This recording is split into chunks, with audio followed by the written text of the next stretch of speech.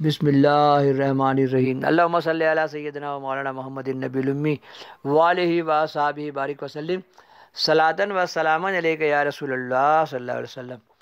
Part 256۔ چھوٹے سرکار دھمکی دیے منیر کو جو بہت گڑبڑ کر رہا تھا، اس کو بتائے اور جلال میں آ گئے۔ سجادگی جس کی قسمت میں تھی اس کو مل چکی۔ منیر میاں اپنی خیر چاہتے ہیں تو آج ہی یہاں سے رخصت ہو جائے، ورنہ ان کا جواب دیا جائے گا۔ تو نہالہ نے ابھی اس حقیقت کو کیا سمجھ سکتے ہیں، اور وہ بھی اپنی بدسلوکی سے باز نہ آئے تو اپنے کیے گا خمیازہ بھگتیں گے۔ سمجھا دینا میرا حق تھا، وہ میں نے ادا کر دیا۔ دنیاوی چیزوں سے مجھے کوئی غرض نہیں، البتہ تبرکات خاص کی بے حرمتی برداشت نہیں کی جا سکتی ہے۔ بس آج ہی منیر میاں تبرکات چھوڑ کر روانہ ہو جائیں، ورنہ کل ایک تنکا بھی یہاں سے باہر نہیں جا سکتا ہے۔ منیر میاں یہ سن کر بہت گھبرائے اور اپنے مشیروں کو اس پرجلال حکم سے آگاہ کیا۔ چنانچہ اس کے مشیران بے تدبیر نے ان کے کمرے سے وہ تمام چیزیں غائب کر دیں جس کا خطرہ منیر میاں کو بھی تھا، اور منیر میاں کو مشورہ دیا کہ تم اکیلے کمرے میں ڈٹے رہو، جو ہوگا دیکھا جائے گا۔ مشیر بے تدبیر یہ مشورہ دے کر اپنے اپنے دولت خانے روانہ ہو گئے۔ منیر میاں اپنے مشیروں کے مشورہ پر ذرا غرور و گھمنڈ کے ساتھ اپنے ضمیر سیاہ کو دھاڑس و تسلی دیتے ہوئے بستر پر دراز ہو گئے، مگر نیند نہیں آ رہی تھی۔ آخر کروٹیں بدلتے بدلتے آدھی رات کو جب حسب معمول استنجا کے لیے باہر نکلا تو ایک سیڑھی سے نیچے آ رہے گھٹنا اور سر پھوٹا، سخت چوٹ لگی اور ہلدی چونے کی نوبت آئی۔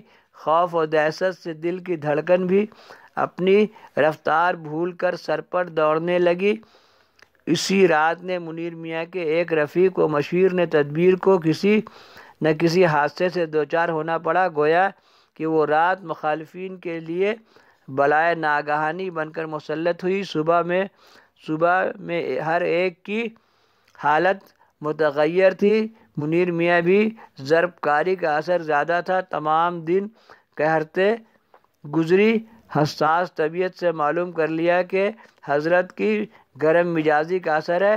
ان کے رفیقوں کو بھی اس کا اندازہ ہو چلا تھا۔ اعلانیہ طور پر کوئی بھی منیر میاں کی عیادت کو نہیں آیا۔ بعض رفقا منیر اسی دن اپنی غلطیوں کی معافی چاہتے ہوئے ادھر سے ادھر ہو گئے، کیونکہ سوائے اس کے اور کوئی چارہ ہی نہ تھا۔ اللہم صلی علی سیدنا و مولانا محمد النبی الامی وآلہ و صحابہ بارک وسلم صلاۃً و سلام۔ چارہ ہی نہ تھا منیر میاں کو۔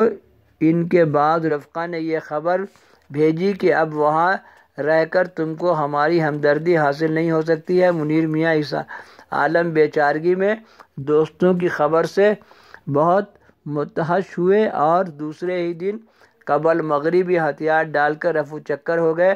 دوستوں کے یہاں پناہ لی۔ اس خبر کو سن کر حضرت کی جلالی کیفیت میں کوئی فرق نہیں آیا۔ ہر وقت کیفیت تبدیلی ہوتی رہتی تھی اور رات میں جذبی کیفیت زیادہ رہتی۔ کبھی روتے، کبھی ہنستے، کبھی نامعلوم اسحاق سے مصروف گفتگو رہتے اور کبھی رندانہ اشعار تکرار فرماتے۔ اعلیٰ حضرت کے وصال کے بعد عشرہ ثلاثیہ تک یہی کیفیت رہی، پھر بتدریج سکون ہوتا گیا اور دل بے قرار کو قدر قرار آیا۔ اللہم صلی علی سیدنا و مولانا محمد النبی الامی وآلہ و صحابہ بارک وسلم صلاۃً و سلاماً علیک یا سوانح ہاتھ شمس و قمر۔ پارٹ بائی پارٹ ڈال رہا ہوں۔